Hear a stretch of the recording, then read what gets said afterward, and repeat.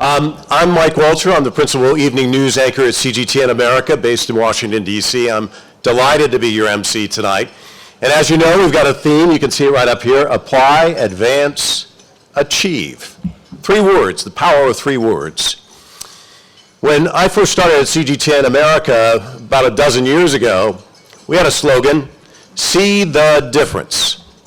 And basically that was our way of differentiating ourselves from other networks. But over those 12 years, I have seen something that's remarkable.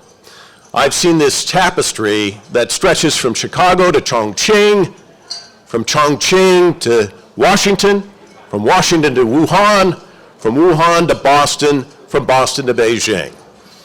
And of course, we all know that tapestry is this amazing US-China relationship. And it's amazing because of what it's achieved. And I think everybody here in this room knows that. But I've been very fortunate to meet some of the first people with the thread and the needle.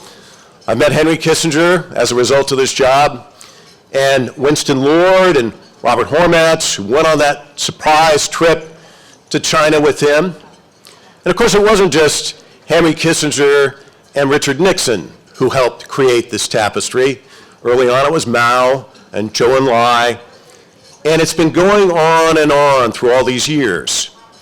And back in 2017, I had the opportunity to interview and profile Eileen Lee in Beijing, an elegant, wealthy woman, a CEO.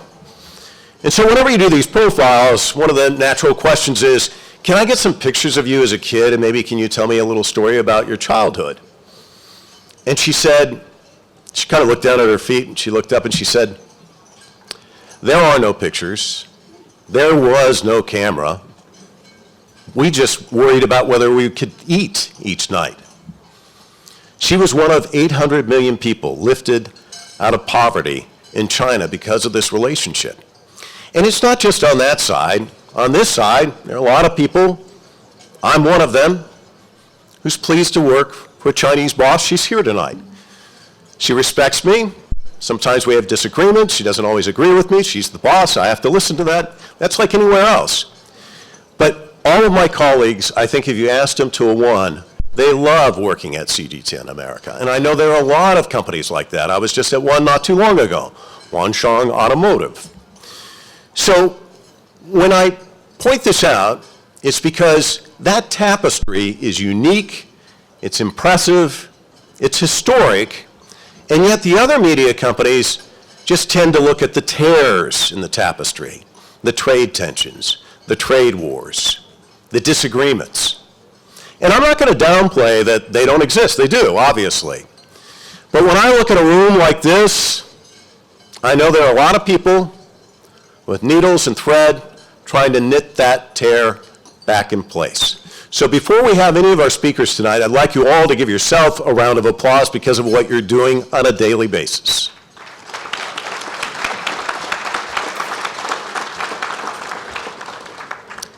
I mentioned needle and thread.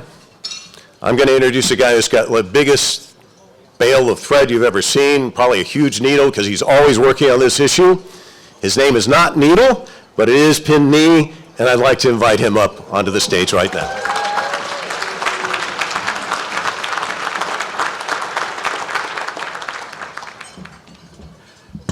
So thank you, Mike. And my name has different meaning. PIN, Personal Identification Number. So,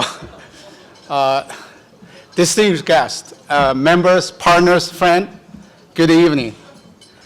On behalf of China General Chamber of Commerce Chicago, it is my great honor to welcome all of you to CGCC Chicago's 9th Gala. In 2019, we had our 4th Gala right here in this same room before the COVID. And although the world has changed since then dramatically, today we are back here to show our continuous commitment. As you see the theme we pick, we're saying that we want to apply our passion and knowledge together. We want advance our innovation and creation together. We want to achieve a future of shared prosperity together. So tonight, we are driving forward together. In addition to this AAA theme, we love that because it's AAA. And we also had a AAA panels this afternoon. The agriculture panel discussed how to turn a crisis into an opportunity in the U.S.-China relationship. Thank you. Applying soybean as a perfect example. And the AI panel addressed how the AI technology turbocharges the transformation of our world, and where U.S.-China could work together to advance the next explosive growth. And then I talked to Ambassador Locke, and the Asian American panel lasts much longer because they couldn't get off the stage. And that panel showed that we all could become the leaders in our own community if we choose to. And the inclusion is not just about the fairness. It is also about the strength that is greatly needed today to achieve a promising future for all of us. So here I would like to thank, first of all, thank our speakers this afternoon. Ambassador Locke, Secretary Glickman, Chairman Carey, Attorney General Tang, Director Micah, and each of you who contributed your insight. Your thoughtful perspective will definitely help us to be better prepared for what is to come. I would also like to thank our speakers tonight at this difficult time where the uncertainties seem to surround us on all sides. Nothing will be more important to listen to your wisdom and also get inspired by your leadership.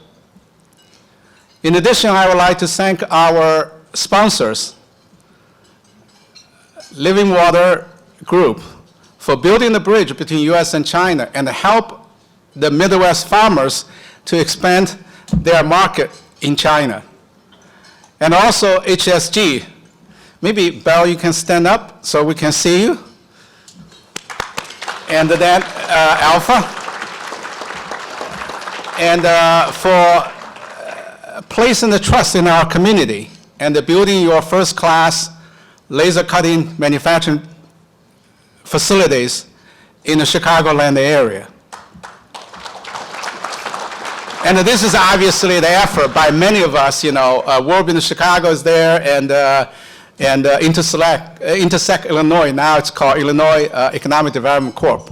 And everybody's effort. In addition, I would like to thank our members and the partners, especially the CGCC Chicago team. Jay, where are you? Yeah.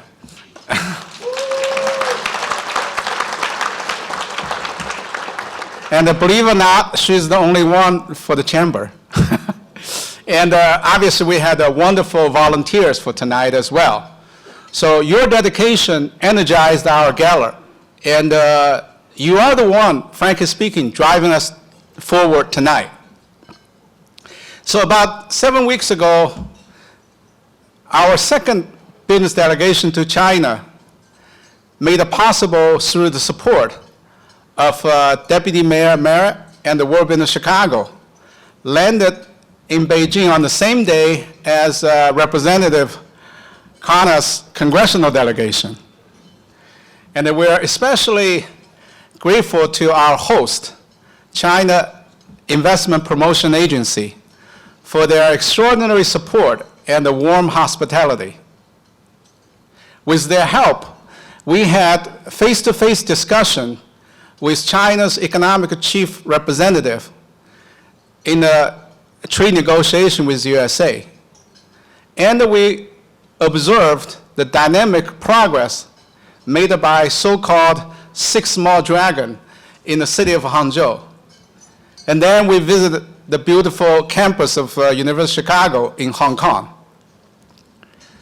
The most exciting opportunity during our trip that kept me awake at night, even more than the jet lag, was the immense potential of the humanoid robot industry, which we believe it will change our society very quickly and very dramatically. So today, the world is producing about 100 million vehicles a year. In 2024, according to Elon Musk, he predicted by 2040, this world will need more than 10 billion humanoid robots, which will make that 10 times bigger than our auto industry. So learning from the unbalanced picture today in the solar and the EV industry, it is essential for US-China to work together to lead this new era. And Chicago should become the world center for the humanoid robot industry, just as, thank you. So you agree with me. Just as Detroit was for the auto industry, which will bring massive investment and manufacturing job opportunities to our community, and also position ourselves at the forefront of driving the technological innovation and economic growth. What impressed us during our trip was not the technological maturity of those robots. And you saw one at the front door, and we're going to see more, see how they perform. And frankly speaking, this industry is in its very early infant stage. However, what impressed us or scared us, in fact, is the dynamic engagement everywhere we visit made us truly believe that the time is here. So at this gala, we invite a few innovators. You saw, in this afternoon's panel, invite them to bring their product here. So making this our very first gala where human and the robot are joining together. And, we did hear a lot of concern, and the changes are always disruptive and could cause a complication. However, instead of hiding from the future, because we cannot avoid it, let's embrace those challenges. Let's ensure that we're not only adapt to those changes, but help to define it. So tomorrow will always be the first day of the rest of our life. So come back to our theme. Let's apply fully. Let's advance boldly. Let's achieve successfully. At the CGCC Chicago, we are going to drive forward together with everyone here's support, including those robots. So thank you.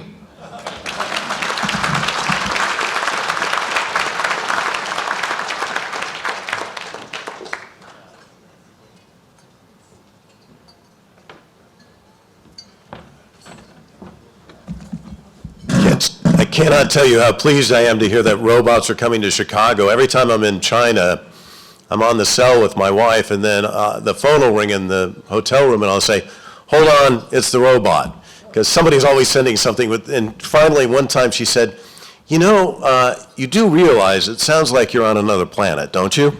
So it'll be great when we come to Chicago and there are robots everywhere. Up next, we're going to hear from Eric Branstad, and if the name Branstad sounds familiar, it should. His father, of course, was the ambassador to China from the United States, and of course, the longtime governor of Iowa. Eric is also involved in politics. He was a senior advisor to Donald Trump's 2024 presidential campaign in Iowa, and he is here with a message from the White House.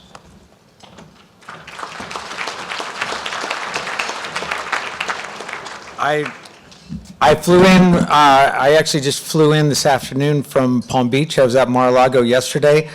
I was excited when I was reading on Twitter yesterday that the president was golfing in Palm Beach. So I was already at a planned meeting and event last night, and I thought he was going to come by. He flew straight back to DC, so we never got to see him. But I've got a great message. First of all, I just want to say I'm very honored to be here in a room with some of the most amazing people I've ever seen or met. So thank you for having me. I just returned from an amazing trip with PIN. And many of my new and very good friends here this evening. It was a fantastic trip. I think it was very meaningful for all of us and very powerful group. And you definitely want to karaoke with Gia and I on PIN's team. We're very good at that. I was at Mar-a-Lago last night. And after having previously served on the China team in the White House, the last administration, when I served as senior White House advisor at the Department of Commerce for Wilbur Ross, we can expect upcoming messages from President Trump. I wanted to get one to read here tonight. They're being prepared.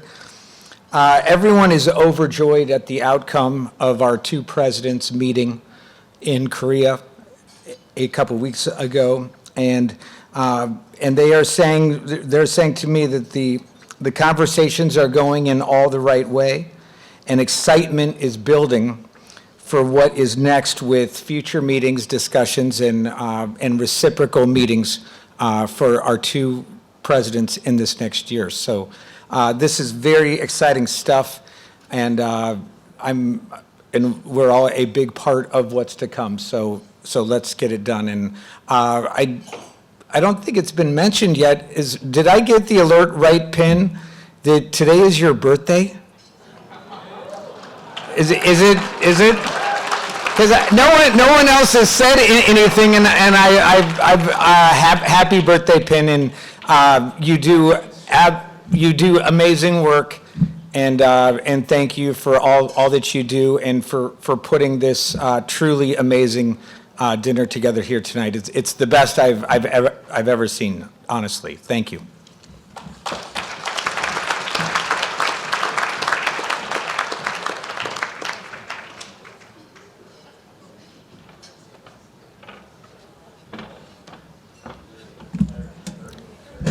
Well, this is the biggest birthday party I've ever been at. Wow. Whew. Now we're going to hear from His Excellency, the Chinese Ambassador to the United States, Xie Feng. Unfortunately, he couldn't be with us tonight here in person, so please direct your attention to the left and right to the screens to watch his video message. Chairman Yiping, Chairman Hu Wei, Senator Catherine Masto, Congressman Ro Khanna, Congressman Danny Davis, former Secretary Dan Glickman, former Senator Mark Kirk, Lieutenant Governor Juliana Stratton, Mayor Brandon Johnson, Deputy Mayor Kenyon Barrett, Ambassador Gary Locke, President Sean Stein. Our next speaker made history, becoming the first woman to be elected to serve the state of Nevada in the U.S. Senate. In addition, she holds the distinction of being the first Latina ever elected to serve in the Senate. Please welcome the senior senator from Nevada, Catherine Cortez Masto.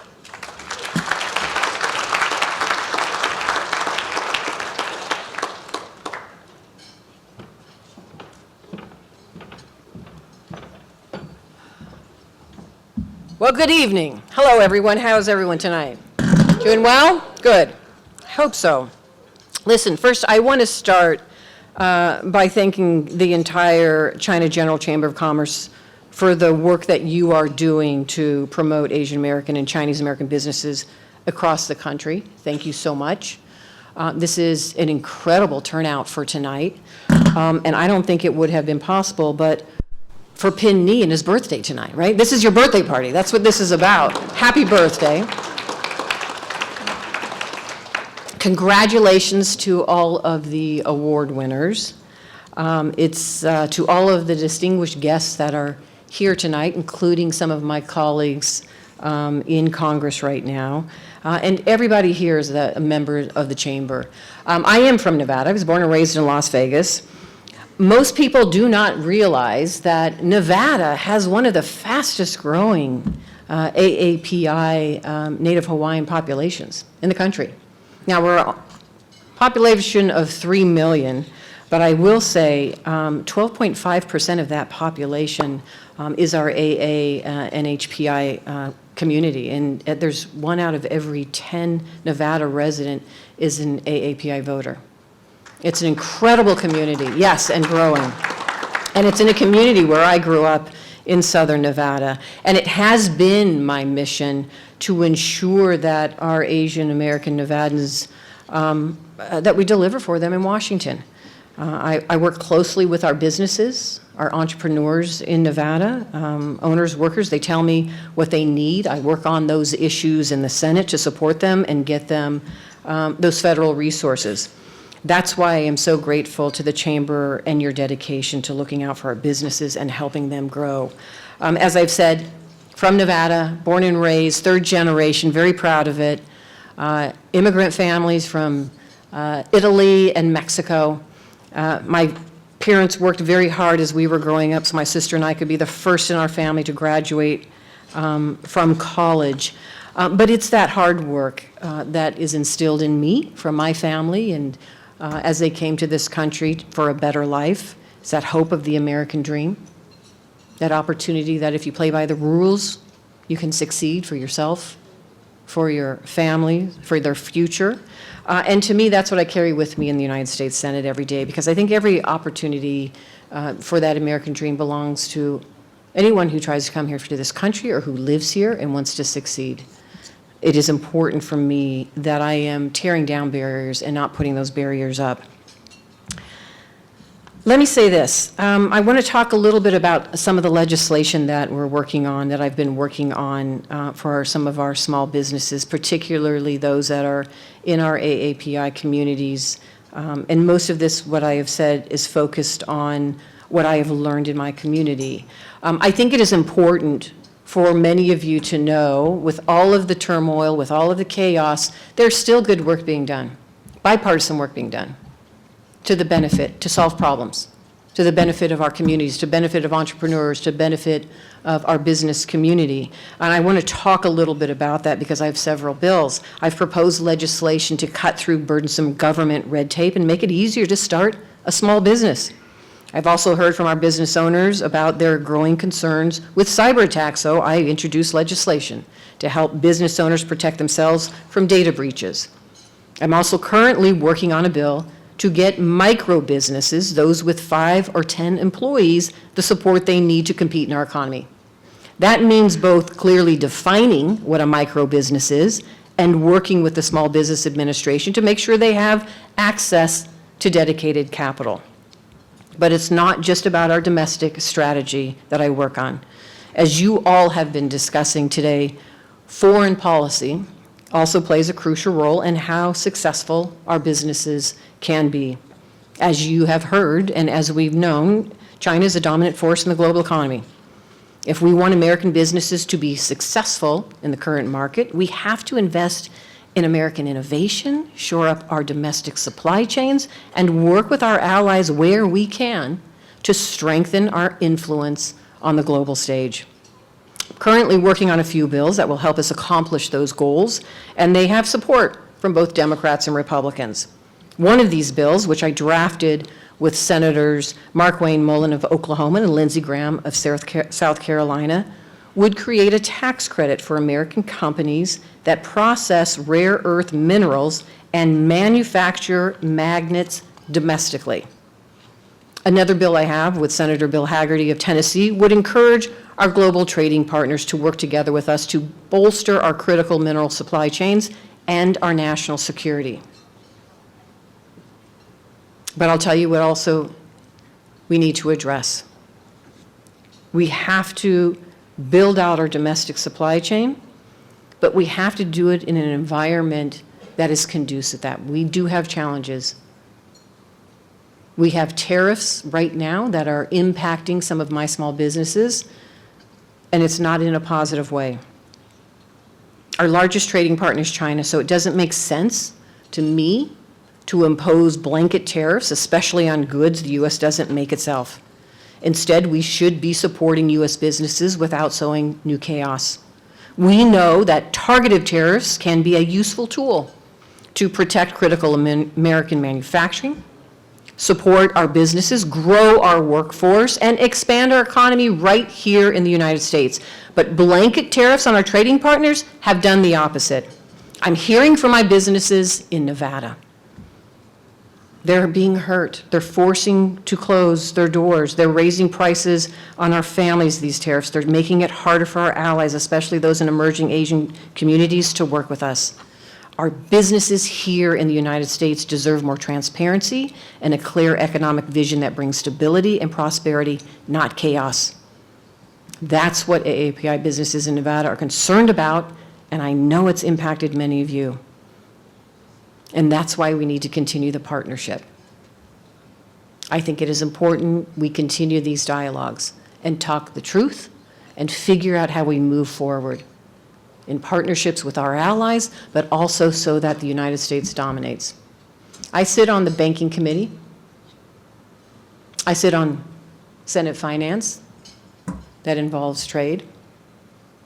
But I also sit on Energy and Natural Resources. And we know the technology of the 21st century. We are all competing to dominate in that sector. And I think the United States should dominate.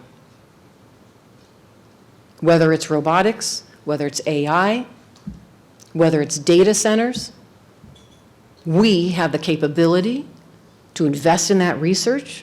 We have the ability to create jobs around it. But we also have the ability to reach out to some of our allies and say there's enough room for both of us. That's where the federal government comes in. That's where my colleagues and I come in. I am here to tell you right now, as a member of Energy and Natural Resources, if we want to move into that new technology, and by the way, if you haven't been to CES, and I assume you have, that is in Las Vegas.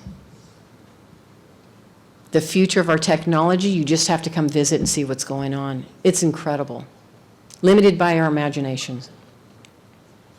But if we are to move forward, even with the data centers, we have to make sure we have enough electricity. We are not prepared as a country with our grid and the electrification that we need. The technology we need to invest in will help us get there. But we need to be focused as a country where we want to go. And that means we all have to be rowing in the same direction.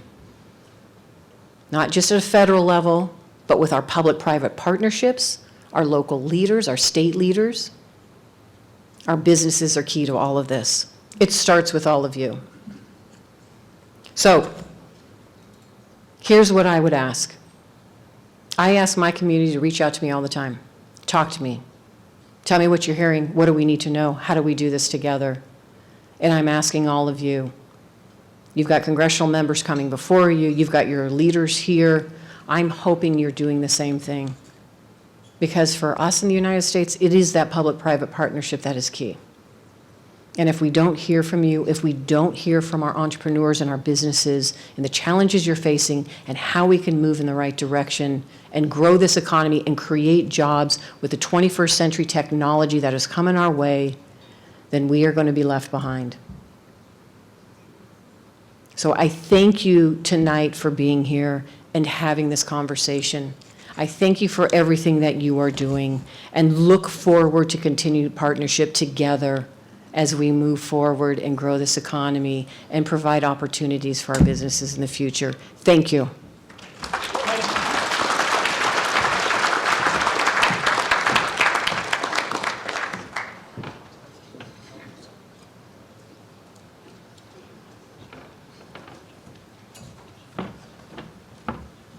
Senator, thank you so much. She told you a little something about Nevada that you didn't know. I'll tell you something about Nevada you also don't know. Every time I go to Las Vegas, I always say, I am going to bring this city to its knees, and it's never once happened. Not once. Next, we're going to benefit from the insights from the Deputy Director General of the Investment Promotion Agency of the Ministry of Commerce for the People's Republic of China. Please welcome to the stage Yihong Yang.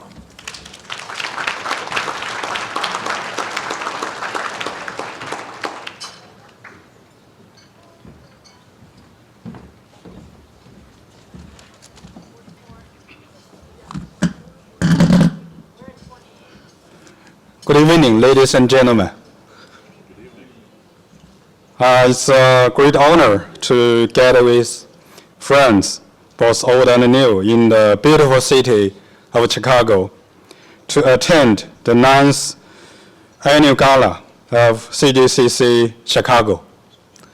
哦，忘了说了，生日快乐 ，Happy Birthday！First of all, on behalf of the Investment Promotion Agency of China, CIPA, I would like to extend warm congratulations on the successful opening of this wonderful gala and express sincere gratitude to all Chinese and American friends who have been deeply engaged in China-US economic and trade cooperation and dedicated to building bridges for communication. Over the 46 years since the establishment of diplomatic relations between our two nations, bilateral economic and trade relations have developed rapidly. From 1979 to 2024, bilateral trade value has increased by 275 times, and the stock of two-way investment has exceeded $260 billion. Subnational cooperation between China and US serves as a very important platform for promoting pragmatic cooperation between our two countries. Over the past decades, provinces, states, and cities of the two countries have established 7 working groups, organized nearly 80 economic and trade delegation mutual visits, and held more than 150 economic and trade exchange events, with over 10,000 participants in total. Since its establishment, China Cities and U.S. Chicago Gateway Cities Joint Working Group on Trade and Investment Cooperation has always been committed to promoting local economic and trade connection between China and United States. Through sharing information, organizing delegation exchanges, and holding matchmaking events, it has strengthened the bond of economic and trade cooperation between our two countries.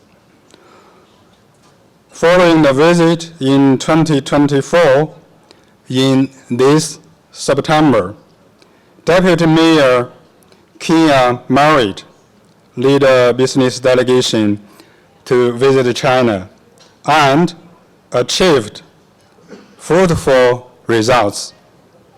So today, we are also visiting Chicago together with more than 10 Chinese enterprises to explore investment and cooperation opportunities in fields such as AI and biotech. So as a National Level Investment Promotion Agency, SIPA, focuses on the two-way investment promotion of bringing in and going global, and building communication platforms for Chinese and foreign local governments, enterprises, and institutes. We are very looking forward to working more closely with WBC and CGCC Chicago to continue playing the role of a bridge and a link and make more contribution to the subnational and business cooperation between our two nations. Finally, I wish this event a complete success. Thank you all.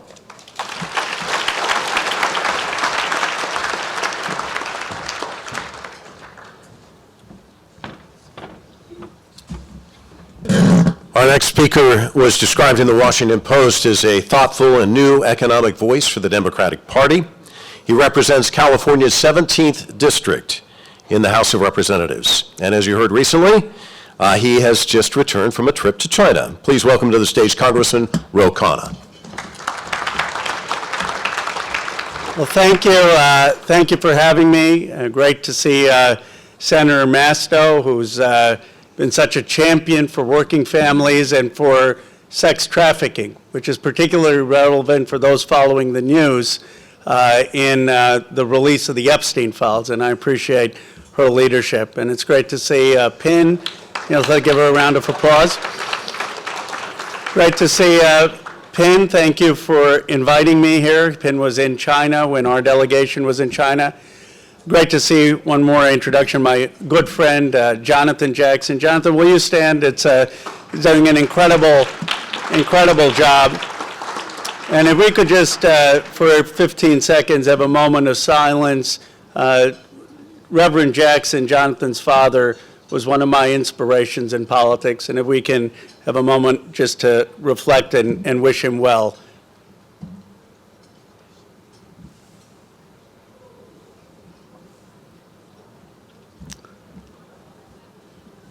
Thank you. He's hoping he gets all the love from this room. Look, I was in China with a delegation, bipartisan delegation that Adam Smith led. And I came away with a few key observations. First, the United States and the Western world need to have critical minerals. We cannot be in a situation where we're held hostage by any country when it comes to critical minerals. I've called that we have a Manhattan Project in this country and work with Canada and Australia so that we can have critical minerals. Second, we should not be engaged in banning international students or immigrants from China from coming to the United States. The reality is one third of the AI talent is in China. There is no way that the United States can compete if we do not have immigration from around the world. Third, the self-destruction of our universities is probably the biggest way this administration is harming America's long-term leadership.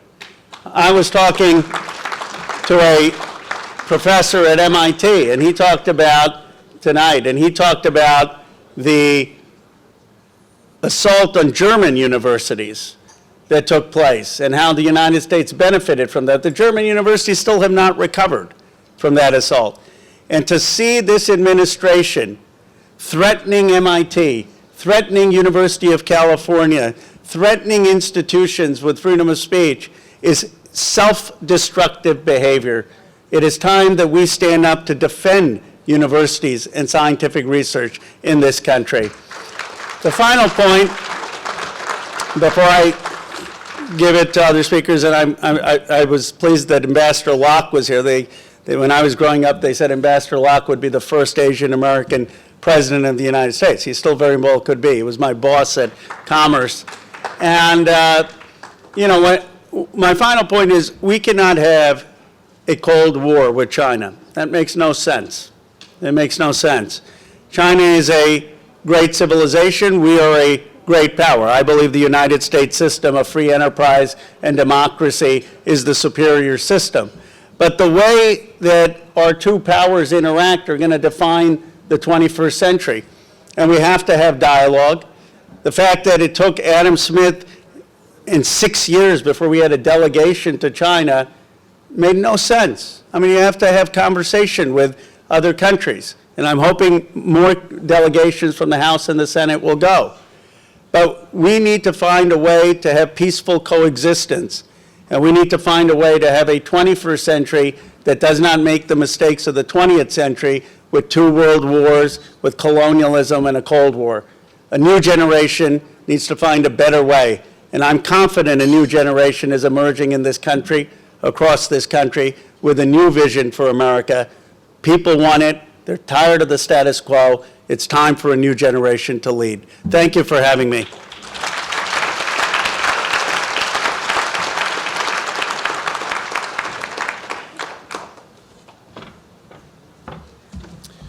The woman you're about to hear from should feel right at home up here on stage because she was born and raised on the south side of Chicago. She's spending a lot of time now, though, in Springfield, Illinois, because she's the Lieutenant Governor of Illinois.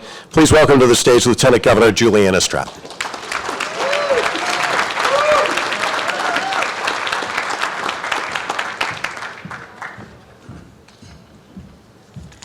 Good evening, everyone. Thank you to China General Chamber of Commerce Chicago for having me, and thanks especially to your chairman, Penn Nee, for all that you do to invest in our city and our state. With the help of partners like Penn, we are building a better future for all who call Illinois home. Penn has made it a priority to create jobs and invest in our state as he's grown his business. And I know that we're all grateful for his work to strengthen the U.S.-China relationship. Thank you, Penn.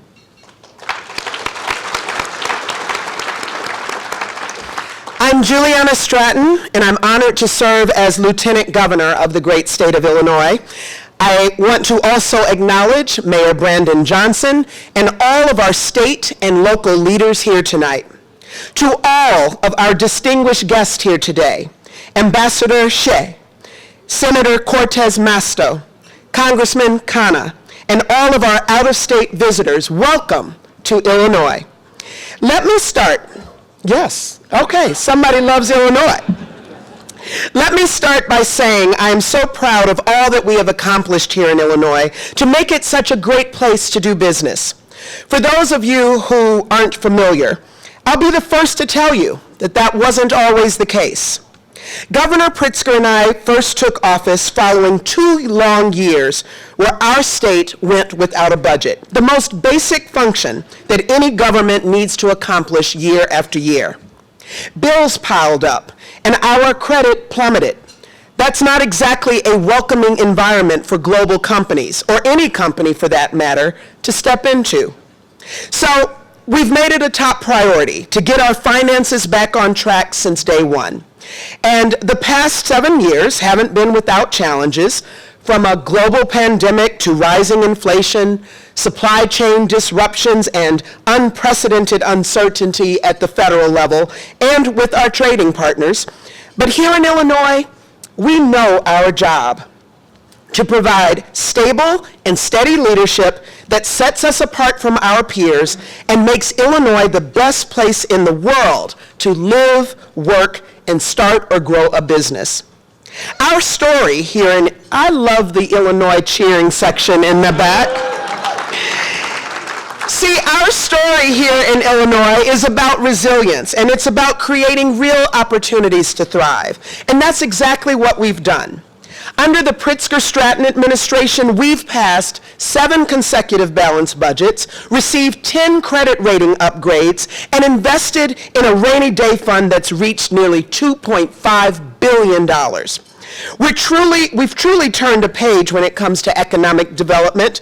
We went from 30th to 13th on CNBC's top states for business list, and Illinois now ranks second in the nation for corporate expansions and relocations. I feel it spreading. These are essential signals to investors and companies looking for a home that Illinois is a reliable place to build their business. It's a strong foundation that encourages investment across our state and across sectors. That kind of stability matters to people, now more than ever. But we didn't get here overnight, and it certainly wasn't an accident. The state is offering creative incentives that help us win across our key industries, and we're ensuring that they are suited to businesses' needs. We've created tax credits that have led to hundreds of millions of dollars in investments from companies that are creating and retaining jobs in communities across Illinois. We've created a historic $500 million site readiness program, the largest investment of its kind ever in Illinois. And through that program, we're turning underused state assets into shovel-ready sites for businesses and investing in infrastructure that companies need. It's a unique chance to attract new private investment while also revitalizing communities that have been left behind for far too long. We're creating real chances for the talented young people in Illinois to find jobs in any industry they choose right here at home. And these aren't just opportunities for students coming out of our universities, but also community colleges, trade schools, apprenticeships, and workforce training centers all across the state. We're ensuring that Illinoisans of any background, from any zip code, have all that they need to succeed, no matter what path they choose. And we're staying on the cutting edge of growing sectors to create these jobs, making strategic investments in 21st century industries, from quantum and advanced manufacturing to ag tech and clean energy. People have doubted our state in the past, but we're telling our own story now. And it's one of success, of growth, and a new chapter for Illinois. That's how we will grow and maintain relationships with our Chinese business partners and stakeholders across the world, who are vital employers, trade partners, and investors across Illinois. We have the talent, the ecosystem, and the tenacity to keep leading, and we're grateful to everyone in this room who sees that too. The bottom line is this: Illinois is back and open for business, and we will be for years to come. Thank you, and happy birthday, Penn.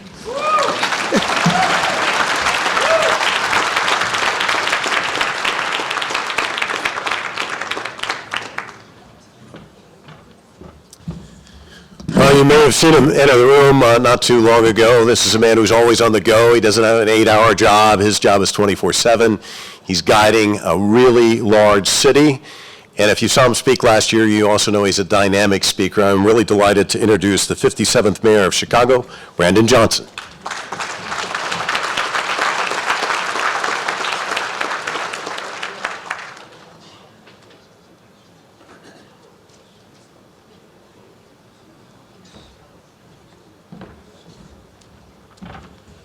Well, good evening, everyone.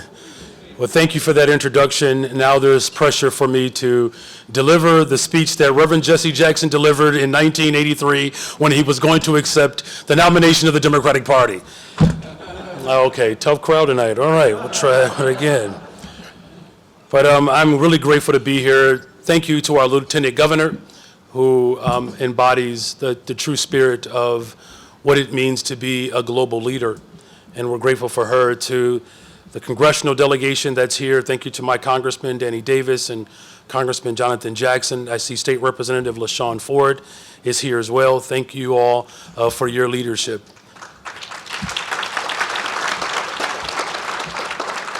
I'm truly honored to be with you all today to recognize and celebrate the strong and incredible ties and cooperation between Chicago and, of course, the nation, country of China.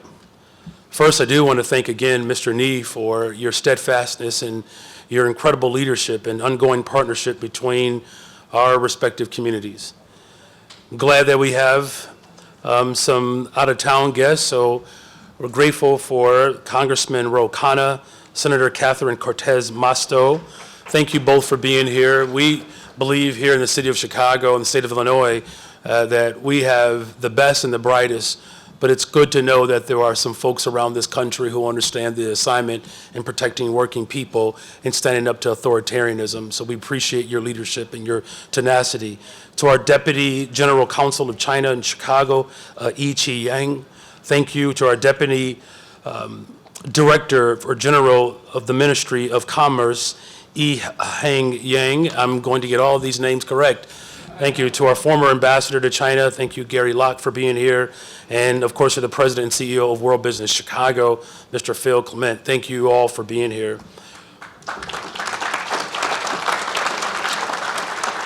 I'll try to condense my remarks because I think it's important that not only do we share our collective desire to build on strong relationships to grow our economy, but it's also important that we understand the Chinese business community and their indelible contributions to Chicago's economic development.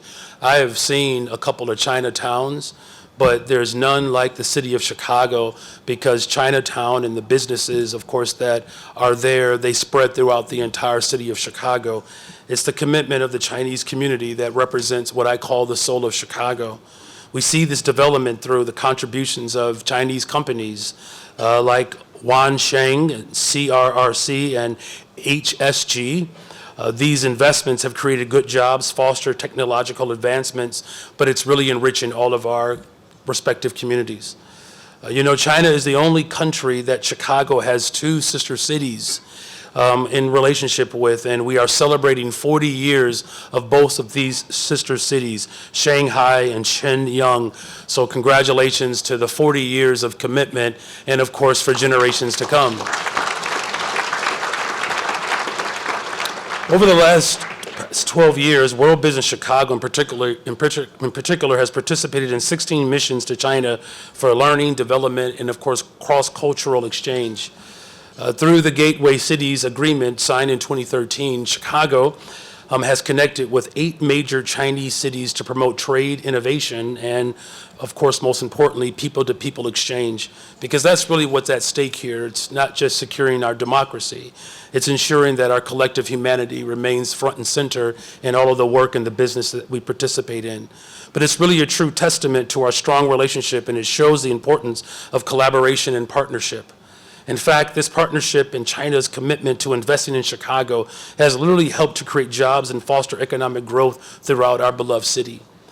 And right now, we see a rise of the advanced manufacturing and humanoid robotics and AI in markets across the world.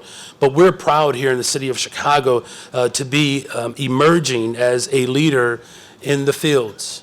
In 2025, you just heard 10 Chinese delegations visited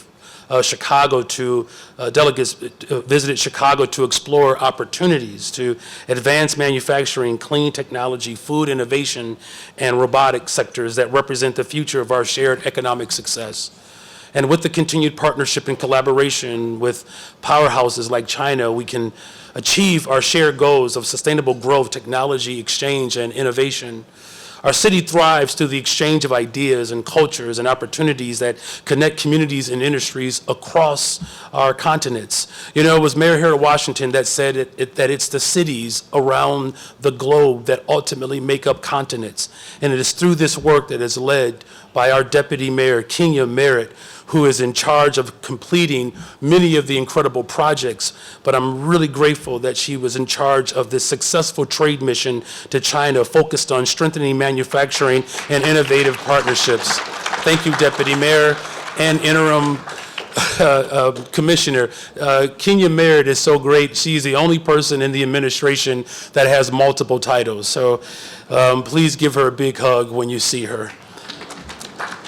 And finally, I do want to thank again Mr. Penn Nee. You have a very incredible creative way of bringing people together to celebrate your birthday. I think I'm going to use this idea when I announce my candidacy for the, okay, all right. But, to your incredible global company, The longstanding contributions to Chicago's economy as a global partner is really just second to none. Thank you for your bright and your courageous, as well as your intellect and your love for people. Many can attest here today that Chicago offers, I believe, the best supportive environment that's ready to enjoy companies to find their success in this city. My administration, along with World Business Chicago, we remain deeply, deeply committed to helping Chinese companies succeed in our region and to continue the legacy of collaboration and innovation and friendship.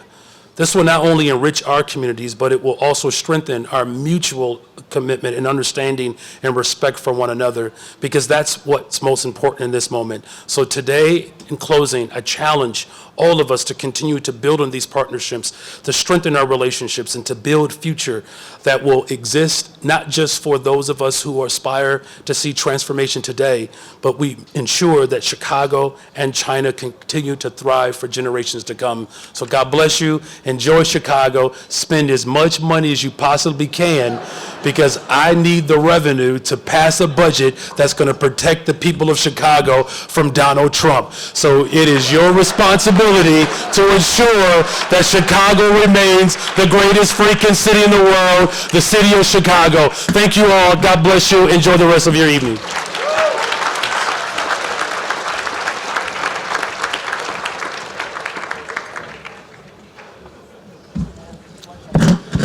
I'm just going to empty my wallet right now. There. Tells me to do it, I'm going to do it. I want to thank the mayor and all of our speakers. They've certainly given us a lot to think about and to talk about while we dine, which is the next stage. And while we dine, we're going to be treated to a talk show and an AI robotics dancing performance. So you don't want to miss that. So enjoy your meal, and I'll be back a little later.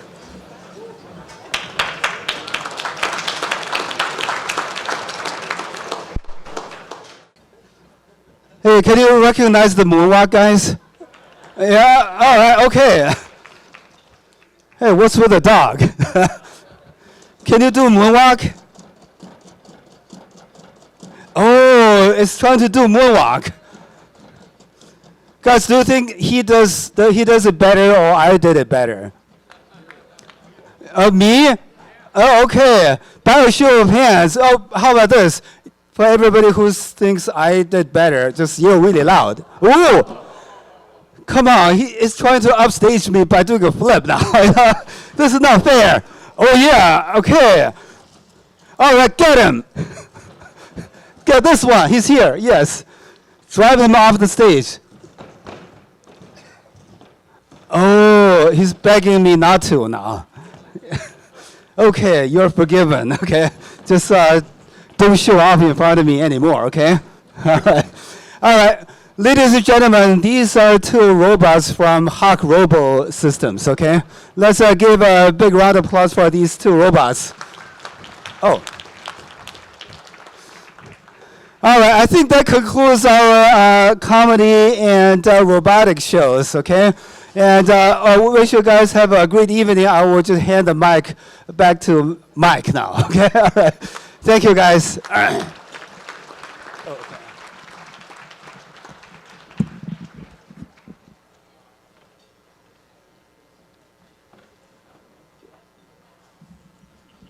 Well, that's a tough act to follow. Not just Joe, but the robots, too. Woof.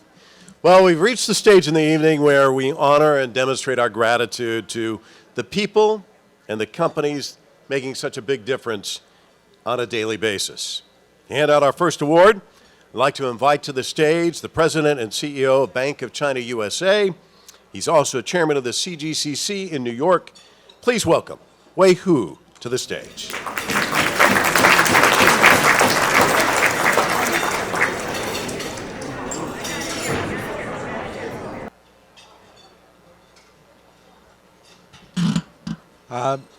Thank you, Mike. I'm so honored to present the first award. That's for the U.S.-China Agriculture Cooperation one. As we know, actually, agriculture is key area for the economic cooperation between two sides. And we know, actually, especially in Illinois, in Chicago, that's one of the key things we are working on. We are so glad to see actually during the past several months, the two sides work so hard, and hopefully we are watching some of the new things. Hopefully, we can get something for the new season. So that's why we have this honor tonight, and we are so fortunate to have this award. The company who got this award, actually, it was established in 2003, headquartered in Shanghai, China, with affiliates in Hainan, Chicago, and Geneva. They have serviced importers, traders, and investors from China in both physical and derivative commodity markets, acting as a bridge for cultural exchanges and business communication between China and U.S. agriculture and futures industries. Now, it is my great honor to present the U.S.-China Agricultural Cooperation Award to Living Water Group. Thank you.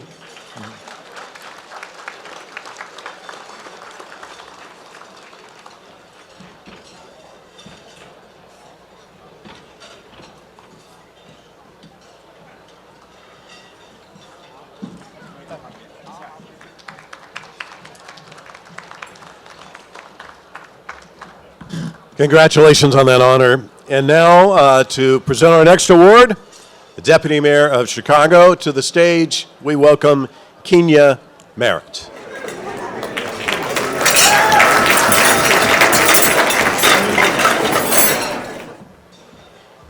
Good evening, everybody. On behalf of Mayor Brandon Johnson and the City of Chicago, it is such a pleasure to join you this evening to celebrate innovation, partnership, and global collaboration between the United States and China.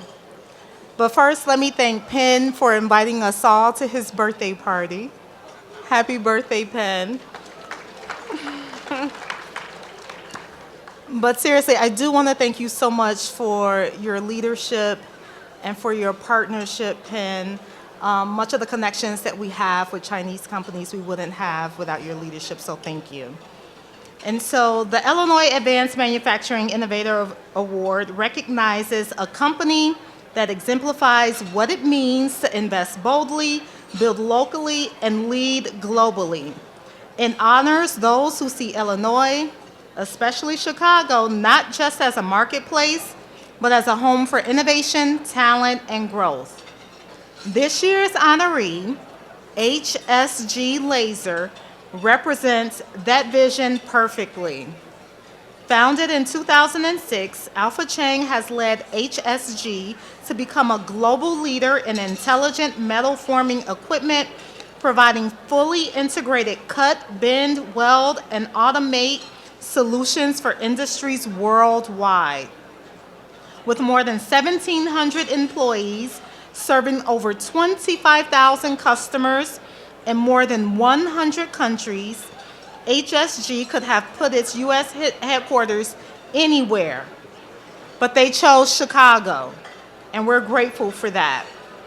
Here, they found not only a central location and a world-class infrastructure, but a deeply welcoming environment, a skilled and diverse workforce, and a city that is deeply committed to manufacturing as well as innovation. HSG's new Illinois facility is more than an investment. It's a statement that Chicago is the right place for global companies to grow, collaborate, and lead. To every business leader here tonight considering expansion, HSG's story is proof of what's possible when global ambition meets Chicago's industrial strength and civic partnership. And now it is my honor to present the Illinois Advanced Manufacturing Innovative Award to HSG Laser for their leadership, their innovation, and their confidence in Chicago's future.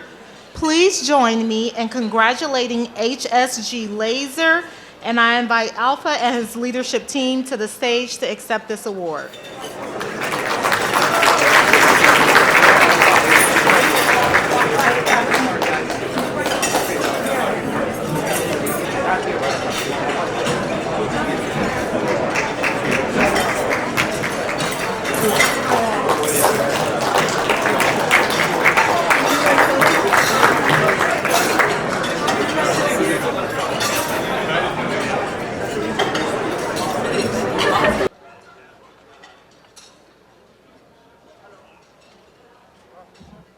Okay, you're all in for a treat right now to present the next award.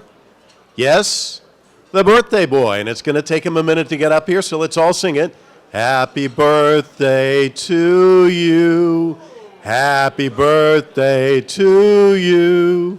Happy birthday, dear Penny. Happy birthday to you.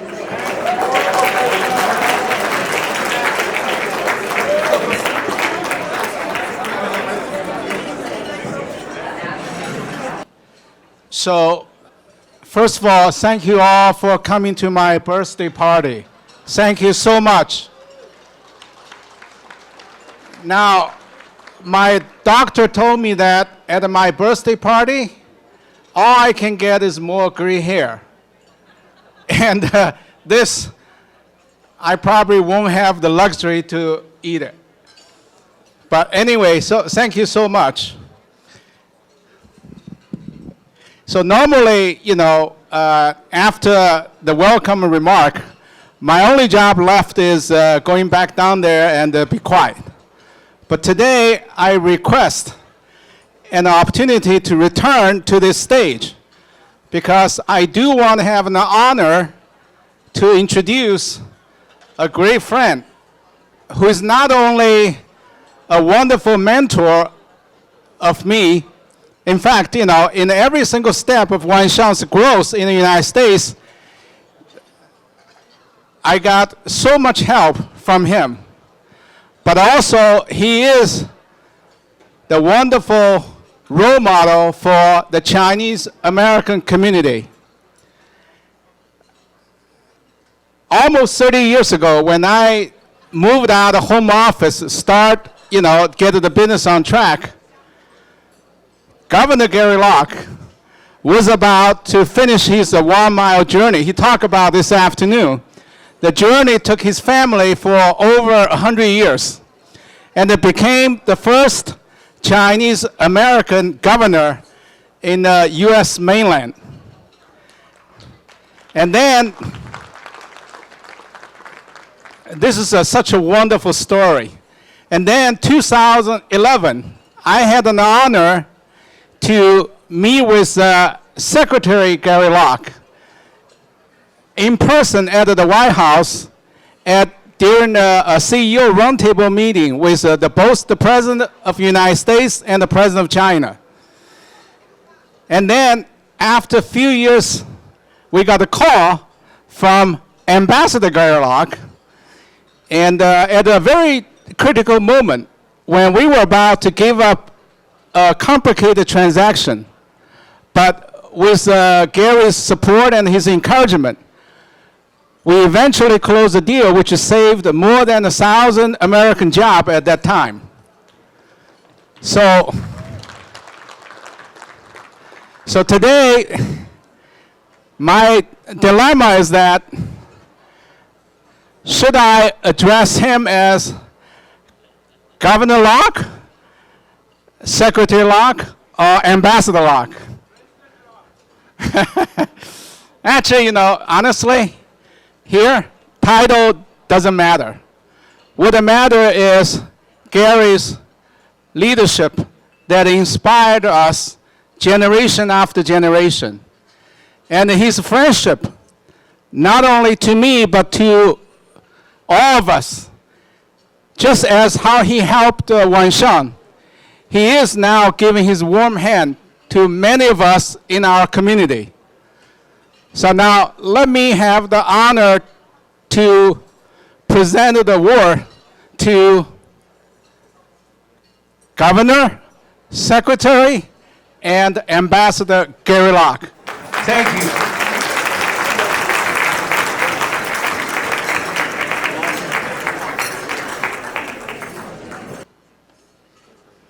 Thank you so much. Yeah, you need to say something, but the robot. Okay. Yeah, so this is called a Visionary Leadership Award. We think that's very appropriate for Ambassador Gary Locke.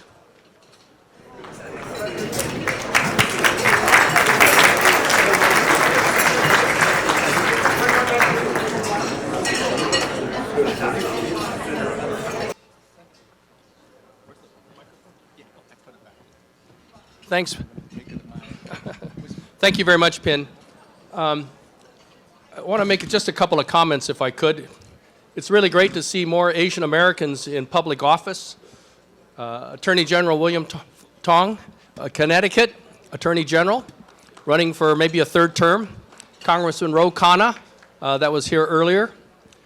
We need more representation in the halls of Congress, state houses, city councils, and school boards, because Asian Americans and Chinese Americans have given their blood, sweat, and tears to this country, and we have an obligation, in fact, a responsibility to be at the table making the policies that affect all of us. Let me just say that in these very, very tense U.S.-China relations, in a time of tough relations between the United States and China, it's important to realize and remember that the differences are, America's differences are with the government in Beijing and not the people of Chinese ancestry. And just as the Chinese government has concerns about what happens out of the halls of Congress and the White House in Washington, D.C., they have no quarrel with the American people. And it's important that we maintain cooperation, that we manage our differences, but we find a way in which to move forward. Because the world is looking and expecting leadership and collaboration from both the United States and China. There are so many problems in the world that cannot be solved by the United States alone, nor by China alone, and only by working together on things like climate change, halting the proliferation of nuclear weapons, fighting global terrorism, or finding cures for the most dreaded diseases in the world. People are expecting and demanding collaboration. So again, our governments may have differences, but we need to recognize that we're all people and that we need to join together. Thank you very much.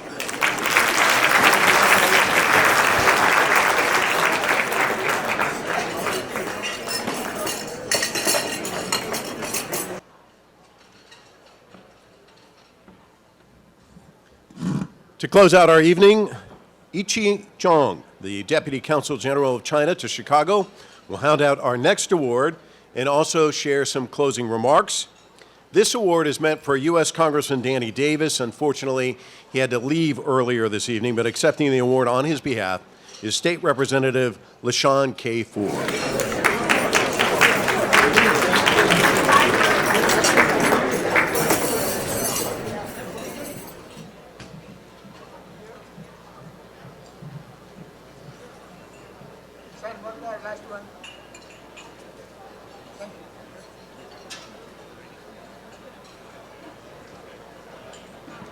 Honorable Shou Xin Nizong, President Ni Ping, President Hu Wei, Congressman Davis, Jackson, and Cannon, who have already left earlier, and State Representative LaShawn Ford and State Representative Huang, Ambassador Gary Locke, Mr. Eric Branstad.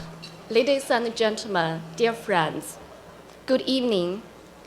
First of all, I'd like to extend warm congratulations to CCGC Chicago on the successful convening of its 9th annual Gala. This year's Gala is grand in scale and graced by many distinguished guests.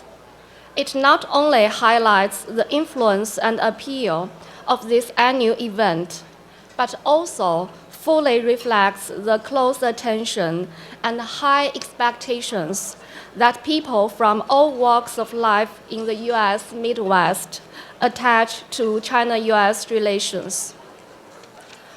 Tonight, we have listened to Ambassador Xie Feng's comprehensive briefing on the Busan Summit meeting between our two presidents and on China's policy toward the United States, as well as the insightful views of our guests on strengthening subnational exchanges and cooperation between our two countries.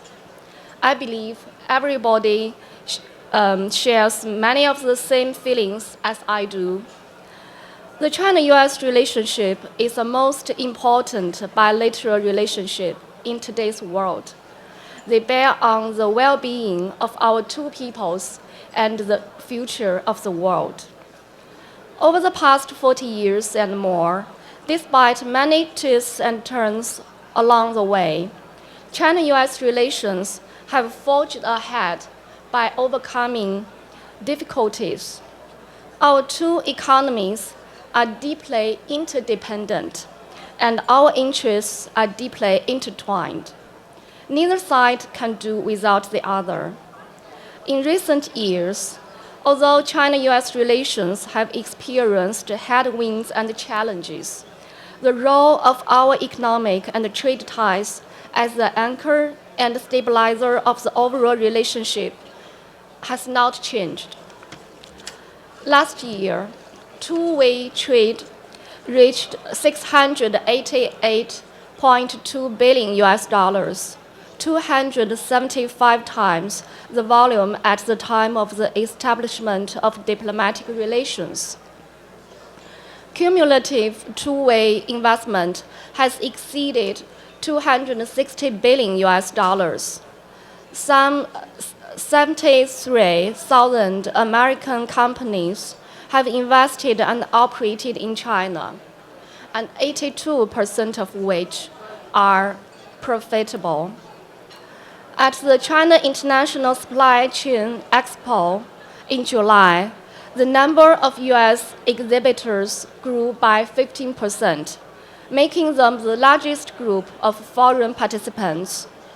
At last week's China International Import Expo, U.S. companies again had the largest exhibition area among foreign exhibitors for the 7th year in a row. These facts fully show that our two countries enjoy extensive common interests and enormous space for cooperation.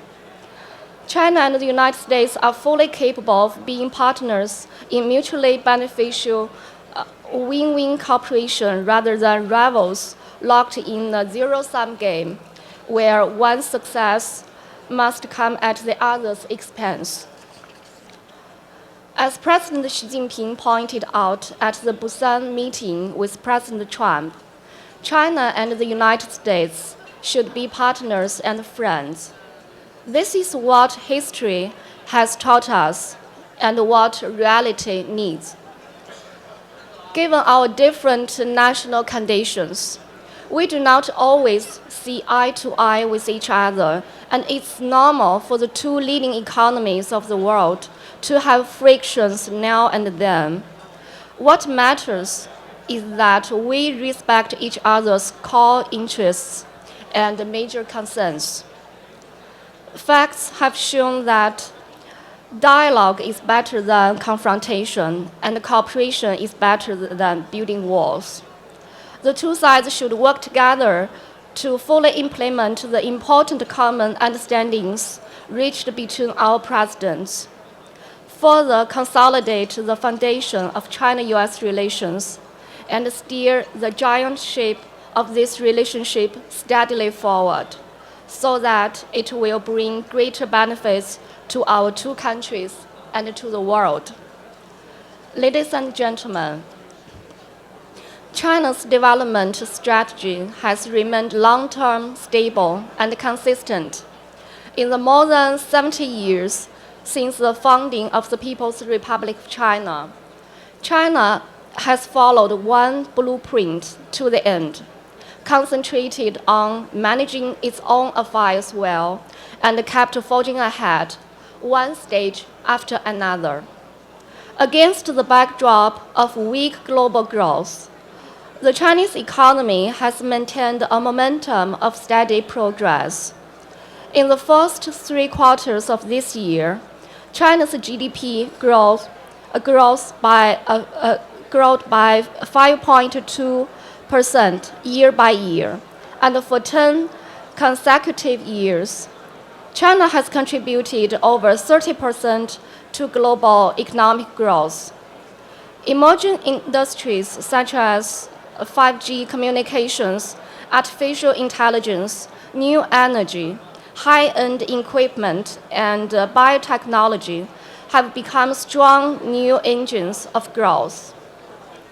At the fourth plenary session concluded last month, the 20th CPC Central Committee adopted recommendations for formulating the 15th five-year plan for national economic and social development, providing top-level design and a strategic blueprint for China's development over the next 5 years.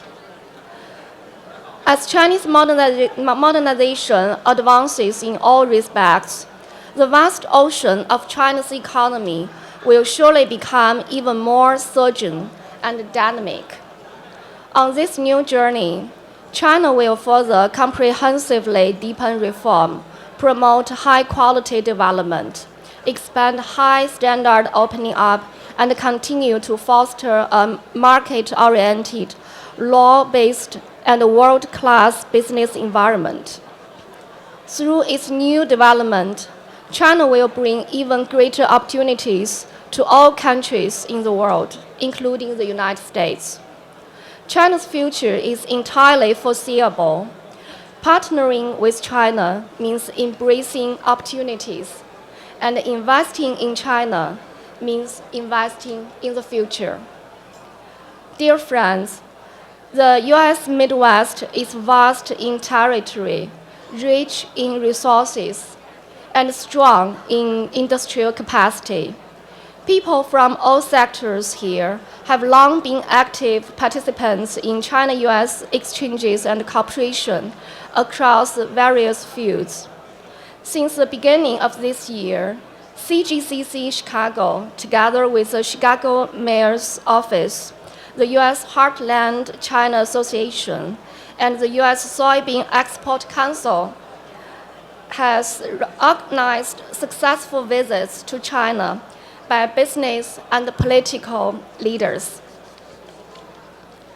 A large number of companies are continuing through concrete actions to write new stories of mutually beneficial and win-win cooperation between China and the United States.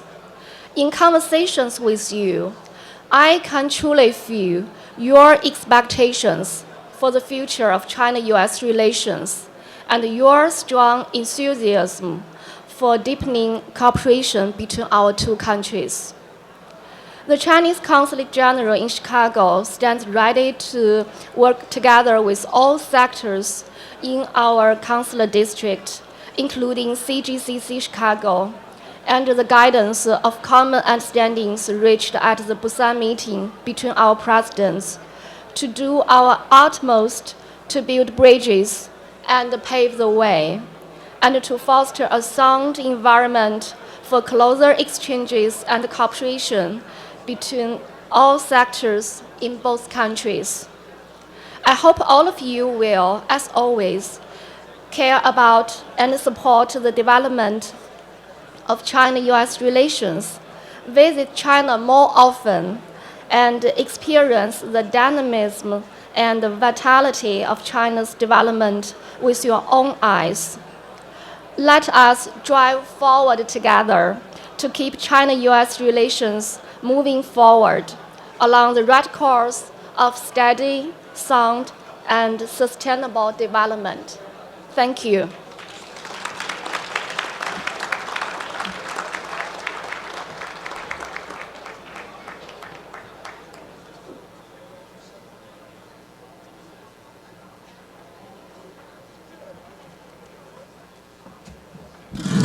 Well, once again, I want to congratulate all of the honorees tonight. I forgot to mention that Representative Danny Davis won the U.S.-China Legacy Achievement Award, and I want to thank the state representative again for sitting in for him because he did have to leave earlier this evening.